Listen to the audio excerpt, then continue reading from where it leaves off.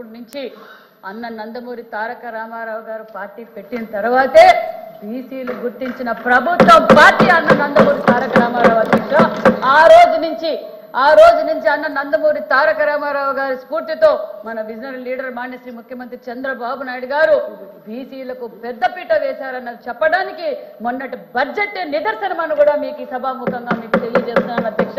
ఎందుకంటే 14-19లో రాష్ట్రం విడిపోయినప్పుడు కష్టకాలంలో ఉన్నప్పుడు కూడా బీసీలు అంటేనే తెలుగుదేశం అంటేనే బీసీలు కూడా అదే విధంగా న్యాయం చేశామనే విషయాన్ని కూడా తెలియజేస్తున్నాం అధ్యక్ష. గతంలో 14-19లో ఉపాధి హామీ పథకాలు ఎన్నో ఇచ్చాం అధ్యక్ష.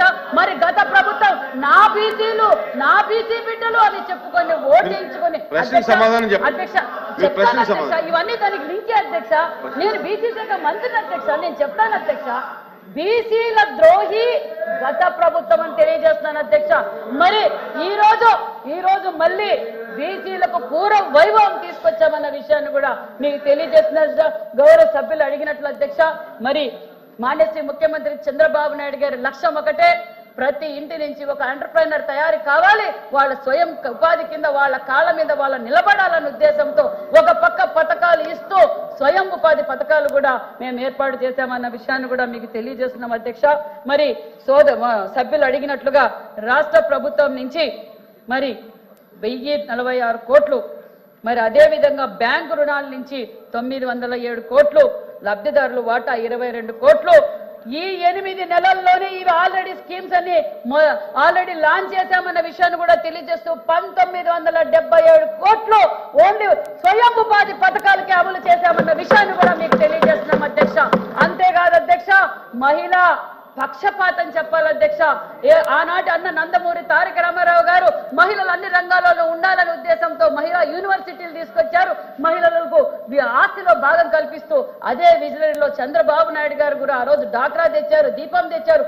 మళ్ళీ ఈ రోజు వాళ్ళ కాళ్ళ మీద వాళ్ళు నిలబడాలనే ఉద్దేశంతో 200 కోట్లతో 1,02,000 మందికి ఉచితంగా టైలరింగ్ శిక్షణ ఇస్తూ వాళ్ళకు కుట్టు మిషన్లు కూడా పంపిణీ చేస్తున్నామన్న విషయాన్ని కూడా మీకు తెలియజేస్తున్నాం అధ్యక్ష.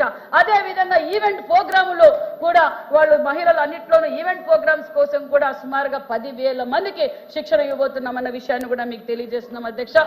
మరి అంతేకాకుండా మరి వడ్రంగులకు వాళ్ళ నైపుణ్యం కోసం వాళ్ళకి ఉచితంగా 60,000 రూపాయలు అంటే వస్తువుల కోసం 5,133 మందికి ఇవ్వబోతున్నాం. మహిళా సాధికార కింద ఈవెంట్ మేనేజ్మెంట్ కి 10,156 మందికి ఈ రోజు మేము అందజేస్తున్నాం. మరి సభ్యులు అడిగినట్లు సబ్సిడీలు అడిగారు అధ్యక్ష, దాన్ని కూడా మేము ఆల్రెడీ పొందుపరిచామన్న విషయాన్ని కూడా మీకు తెలియజేస్తూ మరి సప్లైన్ వచ్చి 2 లక్షల రూపాయలకి సబ్సిడీ 75,000, 2 నుంచి 3 లక్షల సబ్సిడీ 1,25,000, స్లాబ్ 3 నుంచి 5 లక్షలకు సబ్సిడీ 1,75,000 రూపాయలతో సబ్సిడీ కూడా అందజేస్తున్నామనే విషయాన్ని కూడా తెలియజేస్తూ మరి అంతేకాకుండా ఆదరణ పథకానికి 1000 కోట్ల బడ్జెట్ కేటాయించిన ప్రభుత్వం ఎన్డీఏ ప్రభుత్వం అని కూడా తెలియజేస్తున్నాం అధ్యక్ష. అంతేకాకుండా మరి గత ప్రభుత్వం నా బీసీలను ఓటేయించుకున్నారు అధ్యక్ష. 14-19లో బీసీ భవన్లు 13 జిల్లాల్లోనూ మేము శాంక్షన్ చేశాం అధ్యక్ష. అవి సుమారుగా 70-80% అయిపోయినాయి అధ్యక్ష. గాలి కొదిలేసారు అధ్యక్ష. నా బీసీలను ఓటేయించుకున్నారే తప్ప ఆ బీసీ భవన్లు పూర్తి చేసి బీసీలకు అంకితం చేయొచ్చు కదా అధ్యక్ష. మళ్ళీ మేము 14-19లో ఆగిపోయిన బీసీ భవన్ 26 జిల్లాల్లోనూ బీసీ భవన్లు కట్టబోతున్నామన్న విషయాన్ని కూడా మీకు తెలియజేస్తున్నాం అధ్యక్ష. అంతేకాదు అధ్యక్ష, మరి బీసీ హాస్టల్స్ పరిస్థితి అధ్యక్ష, బీసీ హాస్టల్స్ కూడా మీకు తెలియజేస్తున్నాం అధ్యక్ష. మరి బీసీ బిడ్డలు చదువుకునే బీసీ హాస్టల్ పరిస్థితి 5 సంవత్సరాల్లో కనీసం బాత్రూమ్ లో రన్నింగ్ వాటర్ రాకపోవడం కూడా అది కూడా పట్టించుకోలేదు అధ్యక్ష. బీసీ బిడ్డలు చదువుకునే హాస్టల్స్ కావచ్చు, గురుకులాలు కావచ్చు, వాలిబండ్ల అధ్యక్ష. మరి ఇది తక్కువ కాలంలోనే అతి తక్కువ